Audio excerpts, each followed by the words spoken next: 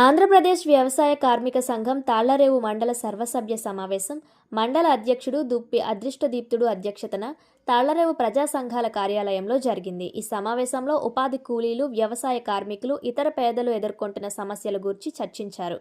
అనంతరం గ్రామాల వారీగా సమస్యలపై మాట్లాడారు.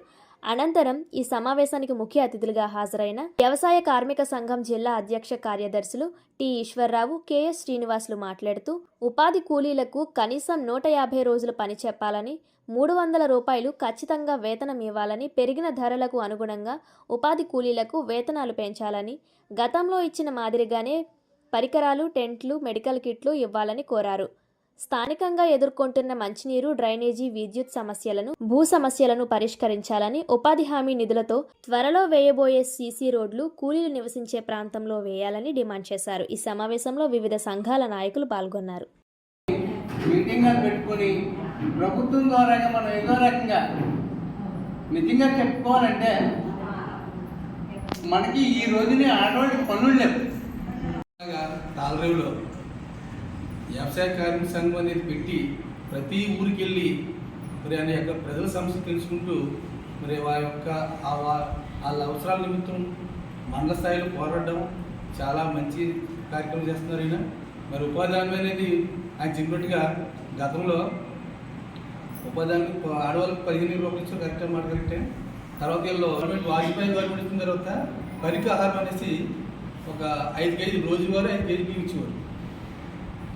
రోడ్లు పోల్చడం, మట్టి రోడ్లు పోల్చడం, ఇంకా గ్రావెల్ రోడ్లు వేయడం అలాంటి ఏం చేసేవారు. పూర్తయింది. ఉపాధి హామీ పథకంలో సిమెంట్ రోడ్ల కార్యక్రమం నిర్వహించారు, మంచి సంతోషం. కానీ ఉపాధి హామీ కూలీలు ఎన్ని వేల కోట్ల రూపాయలు పనులు చేస్తే అందులో 40% సిమెంట్ రోడ్లు లేకపోతే మెటీరియల్ కాంపోనెంట్ వస్తుంది.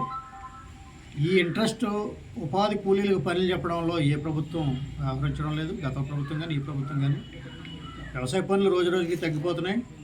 ఉడుపులు అయిపోయి అప్పుడే 4 రోజులు దాటింది. ఇప్పటివరకు ఉపాధి పనులు సీరియస్గా ప్రారంభించలేదు. వెంటనే తాళ్లరేవు మండలంలో ఉపాధి హామీ పనులు ప్రారంభించాలని చెప్పి ఆంధ్రప్రదేశ్ వ్యవసాయ కార్మిక సంఘంగా డిమాండ్ చేస్తున్నాం. అలాగే గతంలో చేసిన పనులకి బకాయిలు ఉన్నాయి. అలాగే ఉపాధి హామీలో గతంలో ఉండేటువంటి మేట్ల వ్యవస్థని గత ప్రభుత్వం చిన్నభిన్నం చేసింది. ఈ ప్రభుత్వం అయినా మేట్ల వ్యవస్థను సక్రమంగా నిర్వహించాలని చెప్పి కోరుతున్నాం. మేట్లకి పారితోషికం ఇవ్వాలని కోరుతున్నాం. గతంలో కూలీలకి వేతనాలతో పాటు మెటీరియల్కి సంబంధించినటువంటి ఇచ్చేవారు, కుటుంబాలు పార్లు ఇచ్చేవారు. అవేవి ఇప్పుడు ప్రస్తుతానికి లేవు. అలాగే మంచినీళ్ళు డబ్బులు ఇచ్చేవారు, మజ్జిగ ఇచ్చేవారు. సంఘం పోరాటాల ఫలితంగా ఉపాధి హామీలో అనేక మార్పులు చేసుకోవడం జరిగింది. కానీ ప్రభుత్వాల నిర్లక్ష్యం కారణంగా ఈ రోజుకి ఈ పథకం నిర్వీర్యం అవుతుంది. ఈ పథకం అవసరం నాటికన్నా నీటే చాలా ఎక్కువ ఉంది. వ్యవసాయంలో రోజుకి పనులు తగ్గిపోతున్న పరిస్థితిలో ఉపాధి హామీలో సంవత్సరంలో 150 రోజులైనా కనీసం పనులు చెప్పాల్సిన అవసరం ఉంది. అందరికీ ఖచ్చితంగా 100 రోజులు పని చెప్పాలి. ఇప్పుడు ఇస్తున్నటువంటి పేరుకి ప్రభుత్వం 300 ప్రకటించింది, ఎక్కడా 250కి మించి రావడం లేదు. ఖచ్చితంగా 300 వచ్చేటట్టు చూడాలి. భవిష్యత్తులో ఖచ్చితంగా దాన్ని పెంచాల్సిన అవసరం ఉంది.